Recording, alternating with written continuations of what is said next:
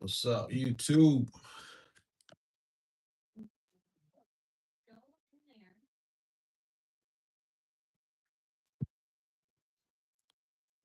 What's up, YouTube?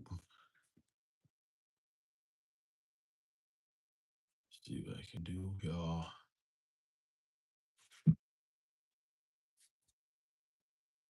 Restore.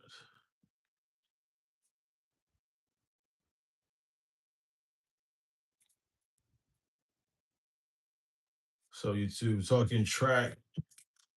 talking track and field. Let me see what I can do here. Uh, Start a poll, Q&A.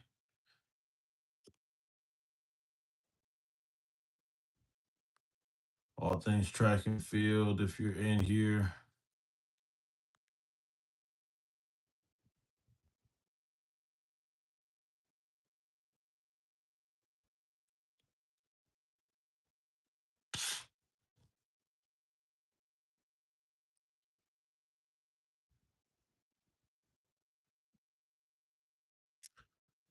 all right. Can't see nothing though.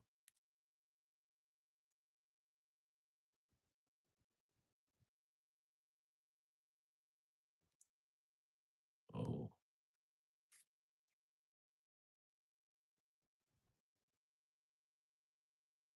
right.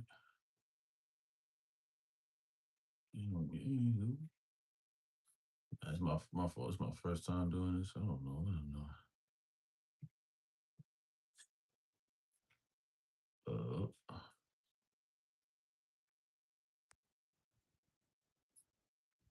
There you go. Let's try that. Cameras on. What's up? What's good, sir? How you doing? What you doing? All things track and field. And let me know. I got someone that wants me to review some video. I said we can do it if I can record it. So we're gonna do that right now.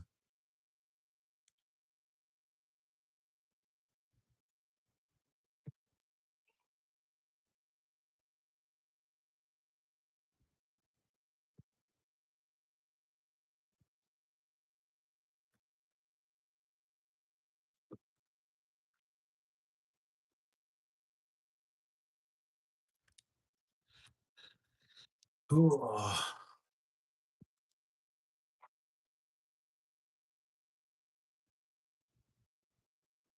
A camera quality is really blurry. Let me see. See if I can fix that. Any better?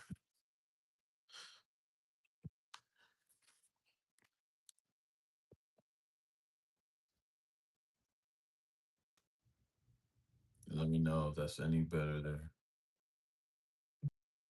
All right, thank you.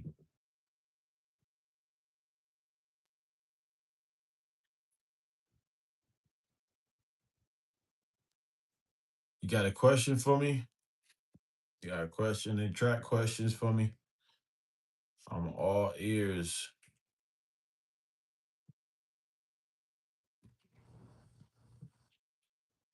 All ears. How can I help you? Track and field wise, speed and power wise as well, whatever you need. Are you are you interested in anything? Speed, power, track and field wise, let me know. I'm talking it. Talking it. Should you try to run relaxed or violent for the 60 and 100? All right, that's a good question. So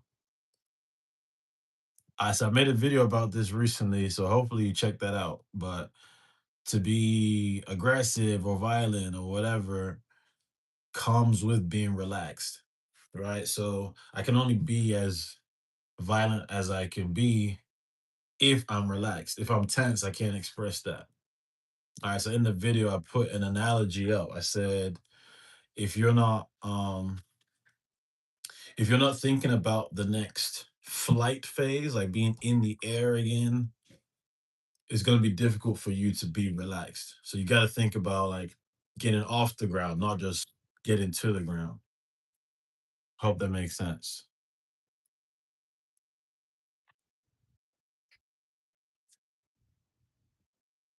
Should I start partial squatting now? I switched from regular squats to super maximum eccentric overload squats 2 weeks ago. That's a good question. All right, so depends on what phase of training you're in, right? So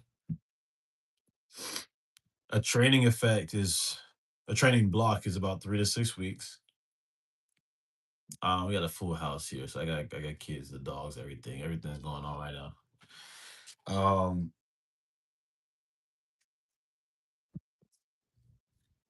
the block of training you're in now should be kind of the justification for what you do next, right? So let me ask you this: why are you eccentric overload focused in this block? What are you working on? And why is eccentric overload the focus for this block of training? While he's answering that, he or she is answering that. Um, I have a members only. I'm gonna tell you guys first. I'm doing a giveaway. Lululemon has given me 250 bucks to give to somebody, and I'm doing a raffle. So you can enter two ways. Either you become a member. I believe it's 3.99 or 3.99 to become a member. Um, and that's where you get like early releases of videos and that kind of thing. Or you can like and follow me on TikTok and Instagram for a random pick. But members have a higher likelihood of being picked since it's paid, right? So 250 bucks through Lululemon. Make sure you guys look for that communication very soon.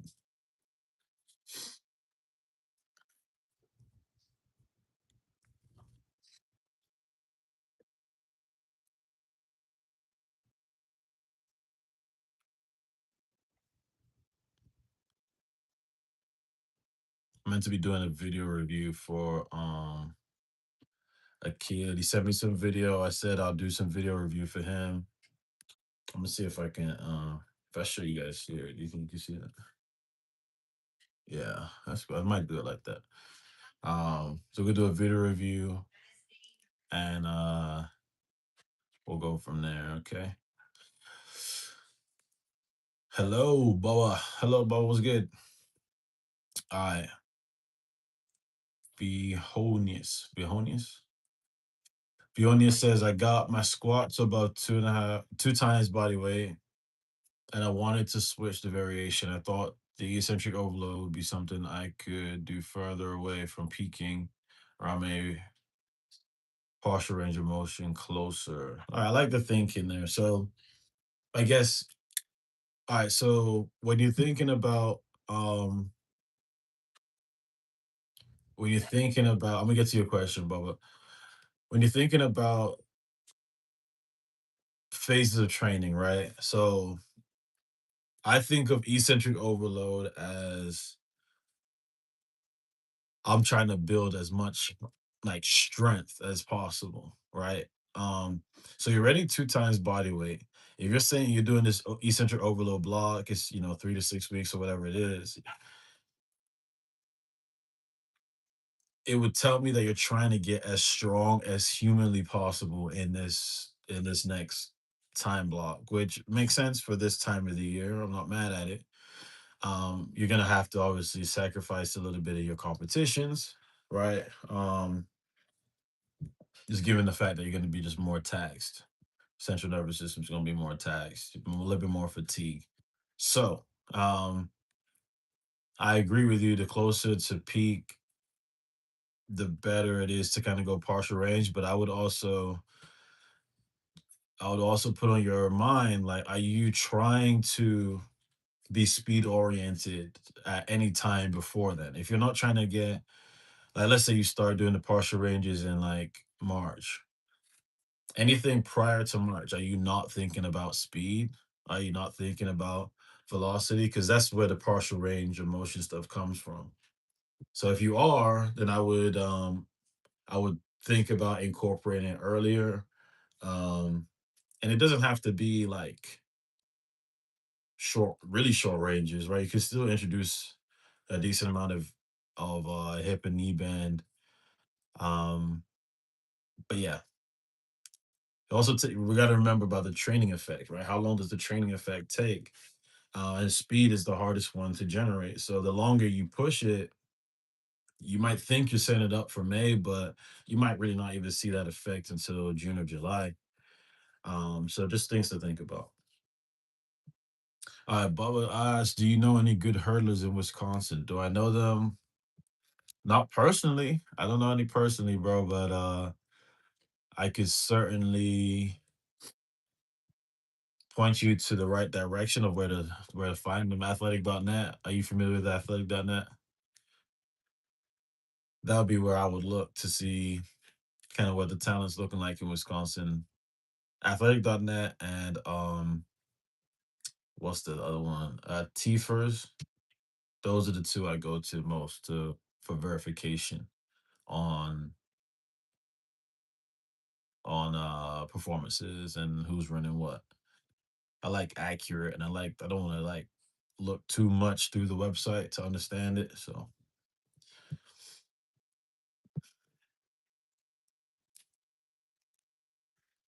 I'm gonna give this kid a little bit longer. Give this kid a little bit longer.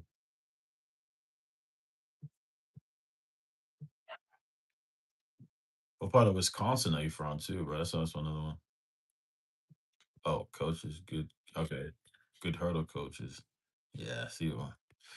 Even more of a no, broski. Don't know any. I met a coach from Wisconsin over the summer. I don't know what part he's in. No, ma, it's looking up. No, please stay out, please. It's my 2-year-old son. Um, yeah, I met a coach over the summer from Wisconsin, but I couldn't tell you where he's from. Like, I know he coaches sprints, but that's about it. So, my favorite hurdle coach is Coach Wellington. He's on YouTube. He does quite a bit on YouTube and social media as well. He's pretty good about explaining things. He gave me confidence as a sprint coach to be teaching hurdles. So um, I would check out Coach Wellington. Actually, right now I'm doing full squats once a week, or eccentric overload once a week. Should I be doing do two different squat variations like this at once? I don't want to fatigue CNS too much. Okay, so this also comes back to like what's the goal, right? So whatever your goal is going to determine what you do. So now let me throw that question back to you. What is your goal? What are you trying to accomplish? What are you trying to accomplish? Because like squatting and squatting might not even be what you need given what you're trying to work towards is. So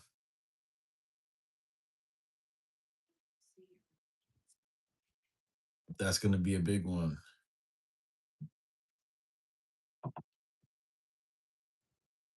That's gonna be a big reason for why you do what you do.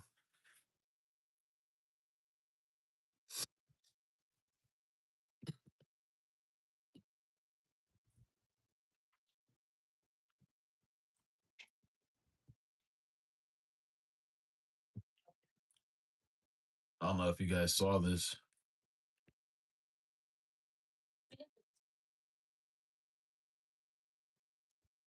Guess Kalen Walker lost to somebody the other day. 661. That's a nice time. It's a nice time to open with, especially. I don't know if I'm allowed to do that actually. Or YouTube don't ban me. I'm sorry.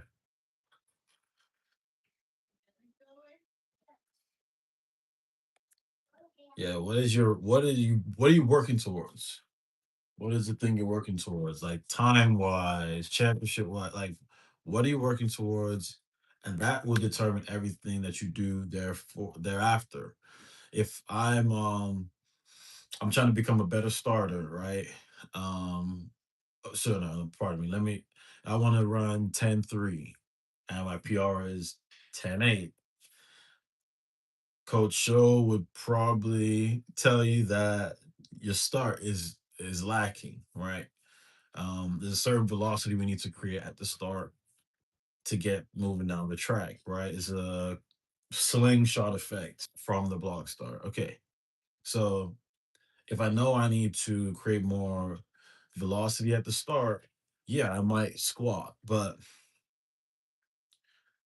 at this time of the year, it's December. Do I want a phase of eccentric strength? Maybe around this time, and or do I want to focus my energy towards more velocity based squatting?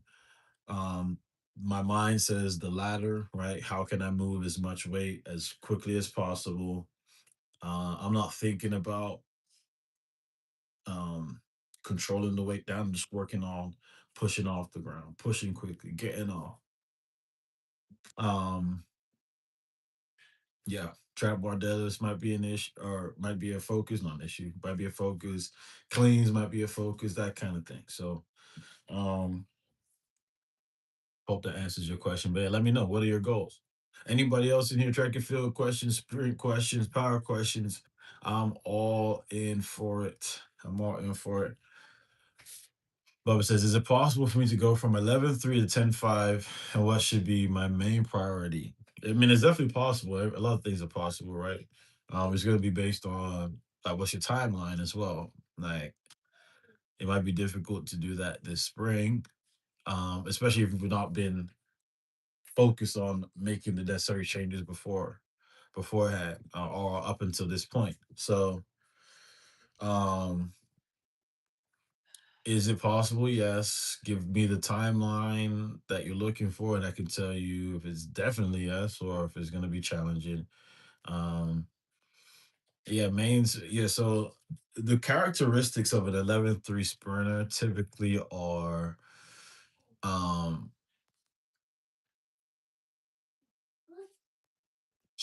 gonna say the negative things, sorry, because I mean there's a bunch of positives, but the negative things, I guess, off of an 11-3 sprinter, uh they're not able to accelerate as well, right? It just take if it's taking me longer to get to the finish line, I have a velocity issue, and if I have a velocity issue, I have an acceleration issue, right? It kind of all comes back to the start. So that 11-3 sprinter likely has velocity based issues, which would be they don't know how to bound, which would be teaching us how to apply force quickly. They don't know how to move weights, or if they do know how to move weight, it's not moving quickly. That translates to the track.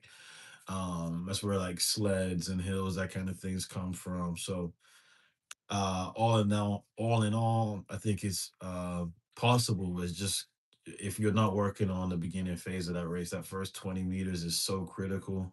The block start specifically is so critical. You're really gonna struggle.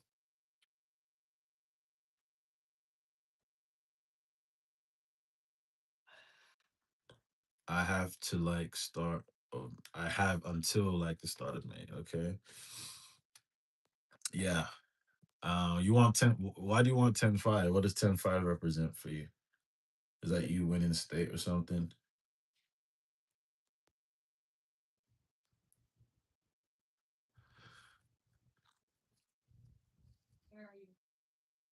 I was running high 11s last spring. I want to break 11. What are you running right now?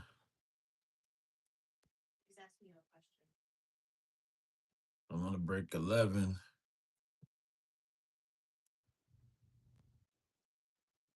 So if I just score, so you're a senior this year. Is that fair to say?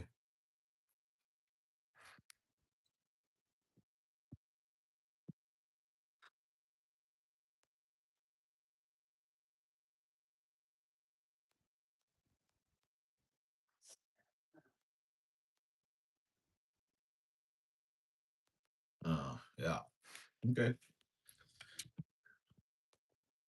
Um, yeah, 11-3. Hey, bro, if you could shave, you would have actually. If you could shave that amount of time in this short amount of duration, or like this duration, you would be shit. You need to be writing some books or something, gang. You know. Not saying it's not possible. You really will have to focus on like getting really explosive really quickly. If speed was like easy to generate or easy to build, um, everyone would do it. The easiest attribute to develop is endurance. That is, if it's not common knowledge, it should be. Um, that's why we feel out of shape if we haven't run for a couple of days. But speed and power stick around the longest. They're just the hardest to kind of to develop. So yeah, I would tell you go right now, get out and do some bounds right now, get some speed based work right now. If you're trying to run 10-5, you don't have a day to waste. I'm running 11-7, 11-8 range. Ah, that sounds kind of sus, bro. Which one is it? You gotta have an exact PR at this point. If you don't have an exact PR, that's one thing. But if your exact PR, if you have an exact PR, tell us what it is. I'm gonna check on this kid one more time. It's 20 minutes ago.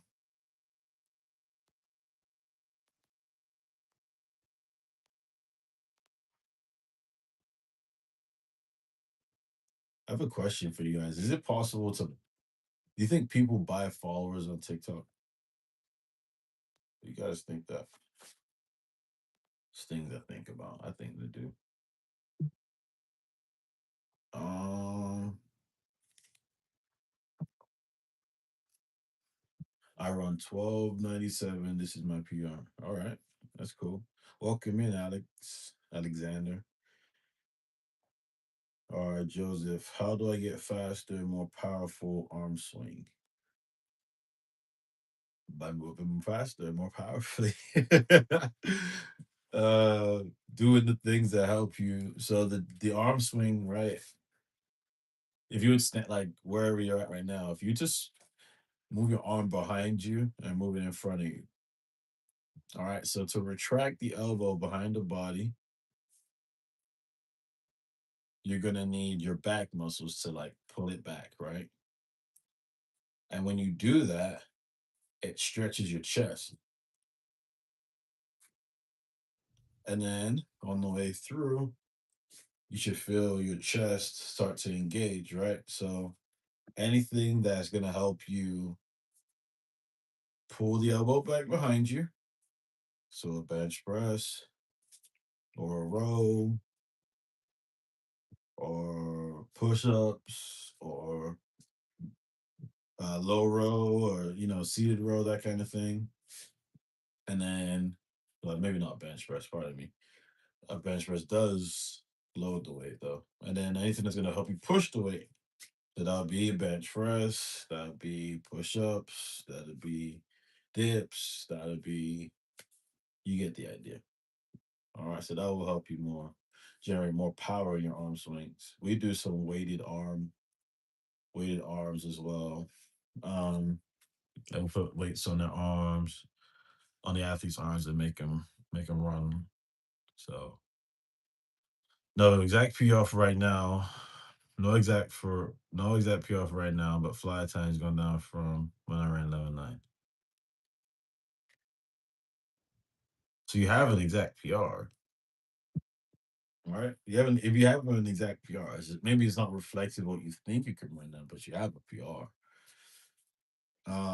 Should I do both strength and speed workouts? Because right now I am mainly focusing on building strength. Yeah, just kind of reference that. If you're able to think about your goal, right? What's your goal? What's the point of your training at this phase? Um, or what's your long term goal, right? You just said you want to run 10-5. Like strength is part of the equation, but it's still only the strength is meant to help you produce force down the track and be more powerful down the track. So you can be as strong as you want, but if you can't put it on the ground, put it toward the ground, it's not gonna work. Okay.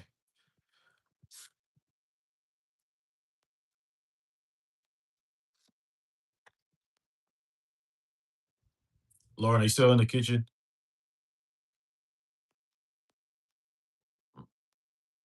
Lauren? Yeah. Can you throw me a drink, please? Can you throw me a drink, please?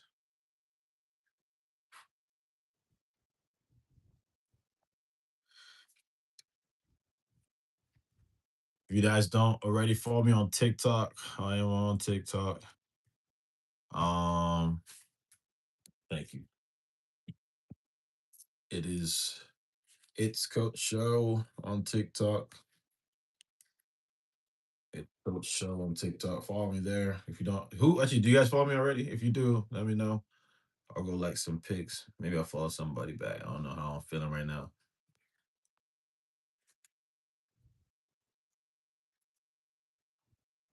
All right, Coach Show. How do you better you acceleration? Huh?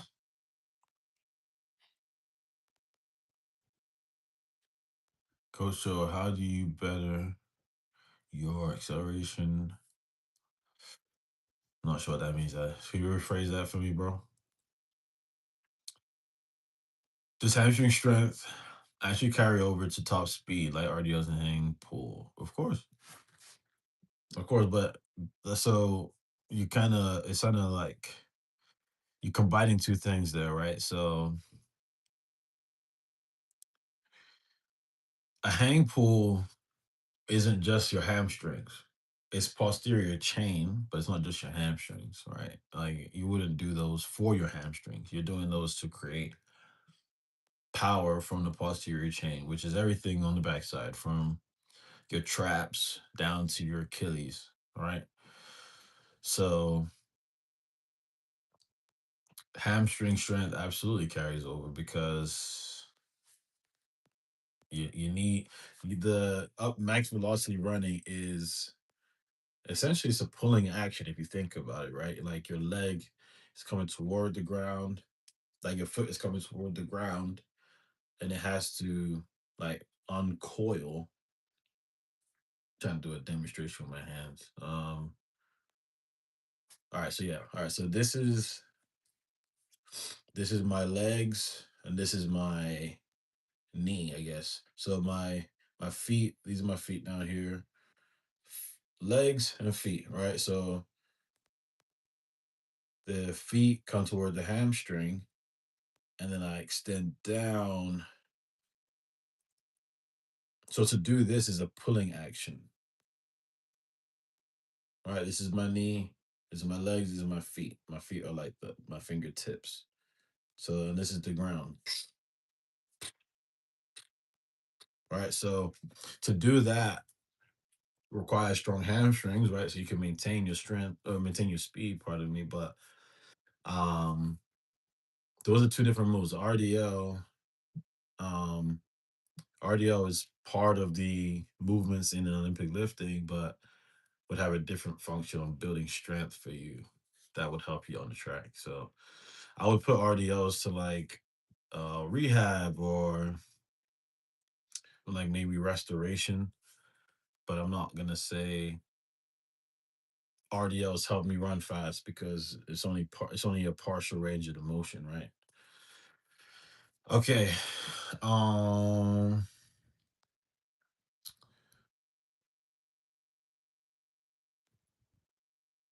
so what kind of drills do you think I should do for a better start? Okay, so I have a video. I have a video I recorded at practice yesterday. I'm gonna put that out.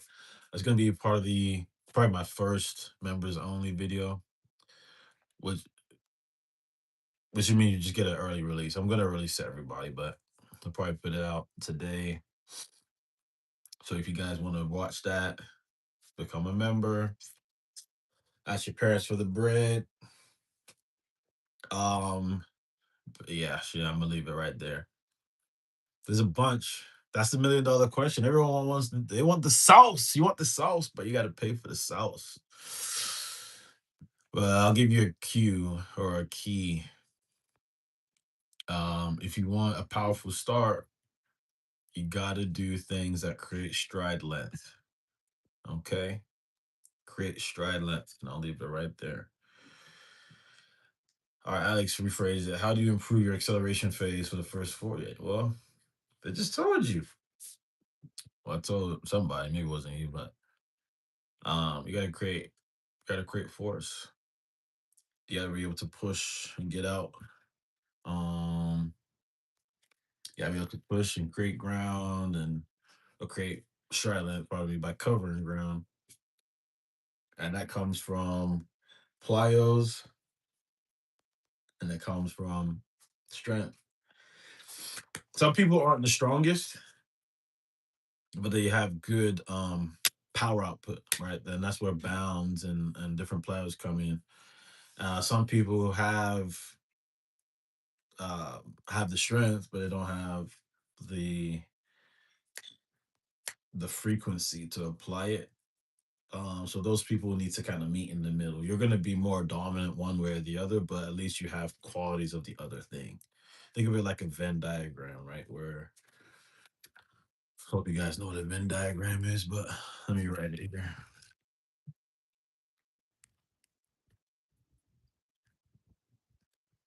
You want the ideal sprinter has.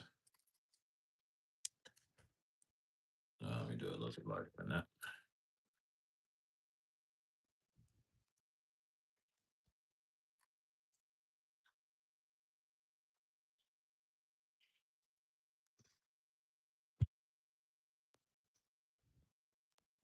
Um,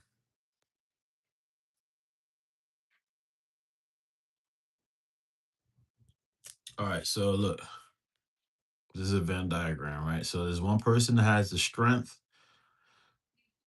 and there's one person that is elastic. That's what that says, elastic.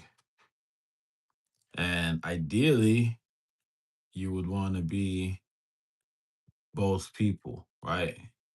I have the strength, I have the power, or I can be quick off the ground, that kind of thing. You want to be both people. Some of us might be like here, where we have a little bit of strength, mostly elastic, and some people on the other side, right, where it's um mostly strength, a little bit elastic. Yeah, but ideally you want to be in the middle. Most people won't be though, right? Most people are gonna be heavy one way. Um, all right. Does it matter if you run with your hands open or with a closed fist? I like this question. That's a good question. So, depends the coach. Some coaches they believe you can create more velocity with the arm if the hand uh is relaxed. Like you're not like tense this way or tense this way. It doesn't matter to them unless your hand is relaxed. Some people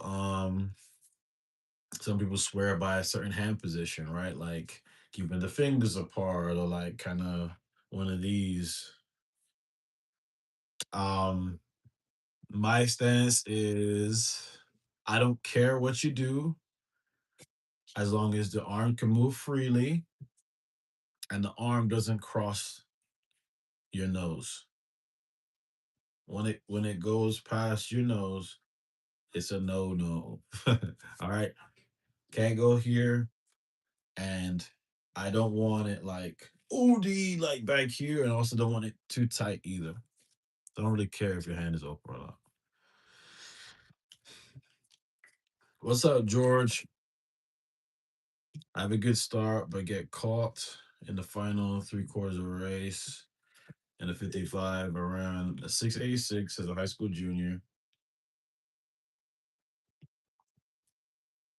What should I work on this season to improve my top end speed? All right.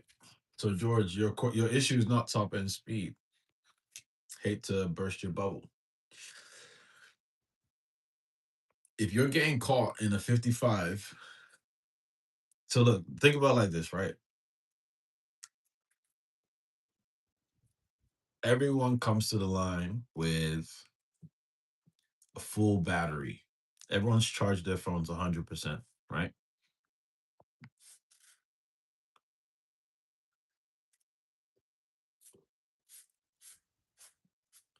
That's my battery. Looks like a baby bottle, but all right, this is my battery. So everyone's got 100%. In a 55, we can all finish this race with at least 90% of the battery. So most of us, maybe we burn just 10% of the battery, okay?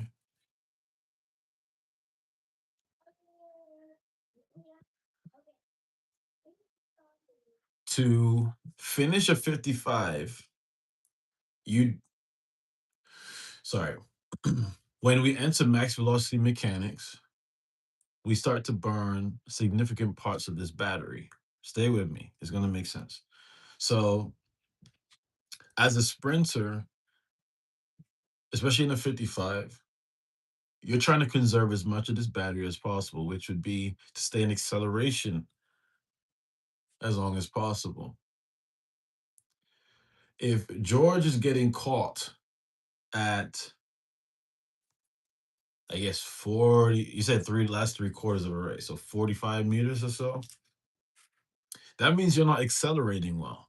And your times say that too. 686 for 60 would be like 7.4 or something like that, I think. So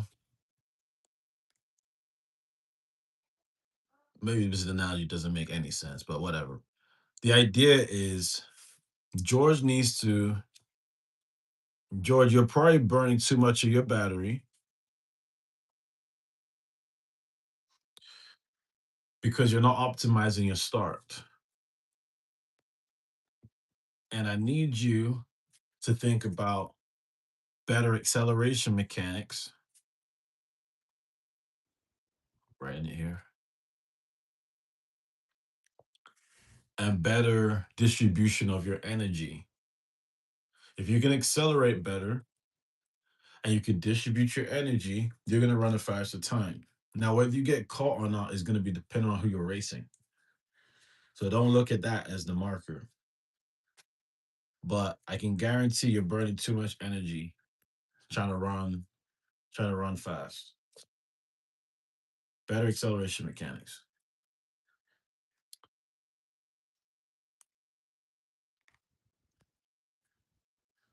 I know you were a jumper, but what are your sprint PRs? I don't have any sprint PRs.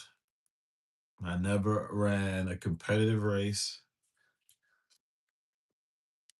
Um, I have a race on my T-Fers actually, but that wasn't me in the race.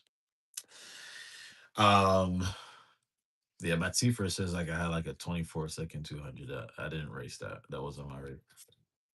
I never ran a competitive race. Um, and I don't know, like probably could have ran 10-9. If I think I could have run 10-9, that's probably 11-0, right? If I think I could have run 10-9, then maybe 11-0, but I never ran a competitive race. I went to a high school where I didn't need to run, and I really was afraid of like being like embarrassing myself in the workout, so I didn't run. I just strictly jumped. So that's the truth. Is the person coming? No, they're not. But you know what? I'm gonna do the review, and if they show up, great. If they don't, great. Who cares? Oh, it says he's seen it. Caden seen 40 minutes ago. Mhm.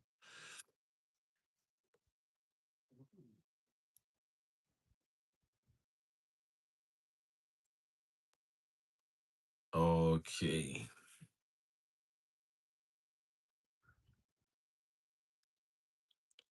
All right. So this young man messaged me. He said he ran 7:23. I'm gonna show you guys the video. He said he ran 7:23. He's in the yellow. Oh, let's get through the buffering. Huh? How about that? Thank you, Paul. I appreciate that. I worked really hard on it. How you doing, Paul? All right, so let's watch. The guy in the yellow. He said he ran 7:23 and he's just disappointed with how he did and asked for suggestion. So, George, if you're still in here, let me know. Say something in the comments, George, because this might be helpful for you too. I'll put it a little bit closer. How about that?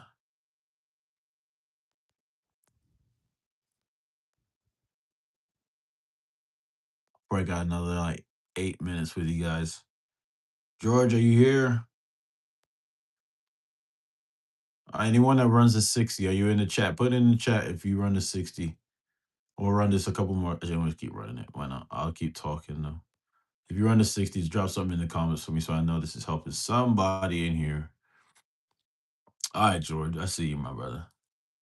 All right, so look. So he ran 7:23. I don't know what his goals are, but I'll tell you what I see and things he could improve. Again, the guy in the yellow. You can see he has a good drive, right? He's a good drive. Oh, and I didn't see the guy that pulled up in lane one or lane eight, whichever one it was. He's a decent drive, right? He gets out in front and he's running and he's moving. He beats everybody. He looks a bit tense for me.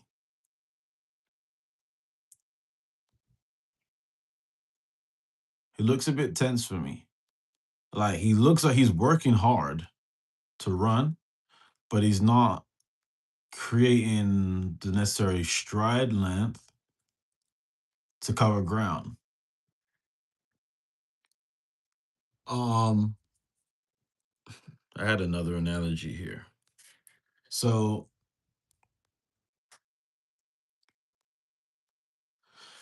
you know when they say hard work beats talent when talent doesn't work hard, right? So let's say this is my analogy. See if this makes sense. I haven't think about this yet. All right, so if hard work is small steps, like you don't take any big steps with hard work. It's just consistent energy, right? You just keep taking these small steps and you keep moving. And talent is big steps, right?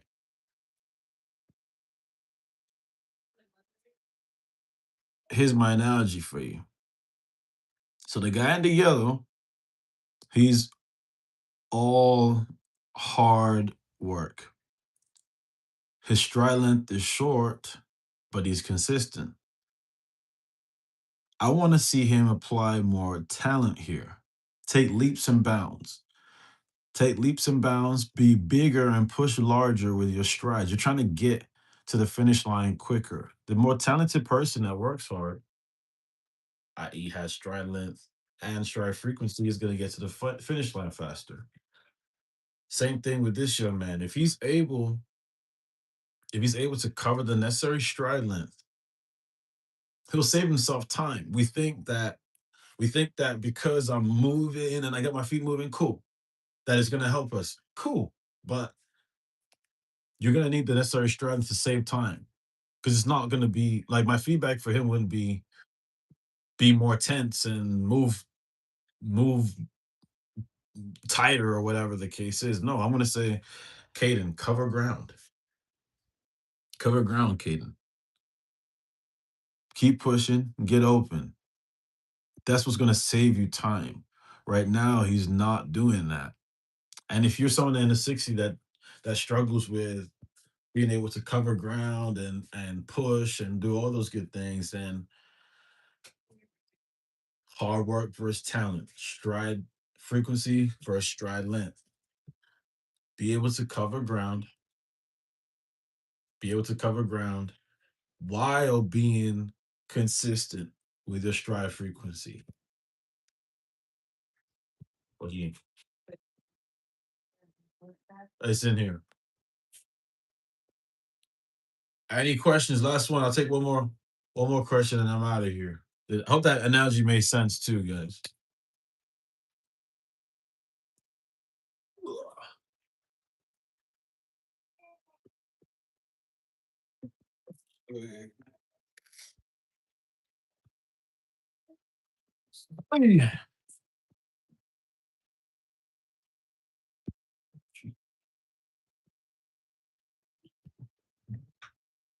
I like my holiday pajamas.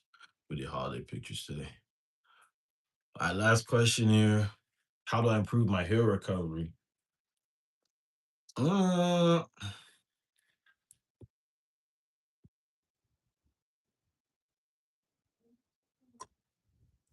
excuse me.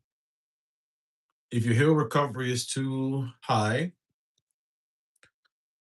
if your hair recovery is too high, consider. hmm,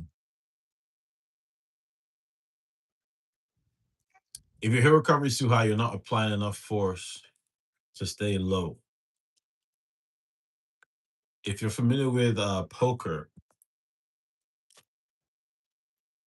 so you can hear my son in the back. I gotta go, guys. But if you can consider poker, right? Every To sit at the table, you need to have a certain amount of money to play the next hand. And if you didn't know that, now you know.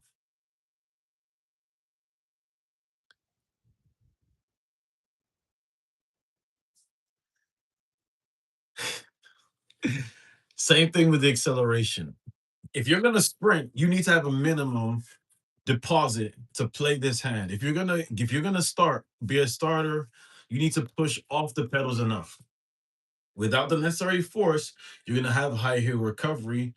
Your legs are gonna get away from you because you're not applying the minimum that's required to sprint. So that's how you fix your heel recovery. All right, that's it. I'm done. What is your best cue? Cue when running in top speed? Heels to the hamstring. Heels to the hamstring. Also posted a video about that. Much love, guys. I appreciate you all. Join the members only. Join the members only. Join the members only. Come on. Join the members only. You have some videos up there. I'm gonna cut some. I think I have 3 or 4 videos. I'll be sitting there by the end of the week. If you're a member, you'll see them first. Otherwise, you gotta wait. It's gonna be indoor 400 race strategy, indoor 400, open 400 race strategy, and what was the other video? Drills. Why we do certain drills, what to think of, cues and reasons why we do certain drills, and how to relate them to your sprinting. I hope you guys enjoyed this. I appreciate you. To the next one. Peace.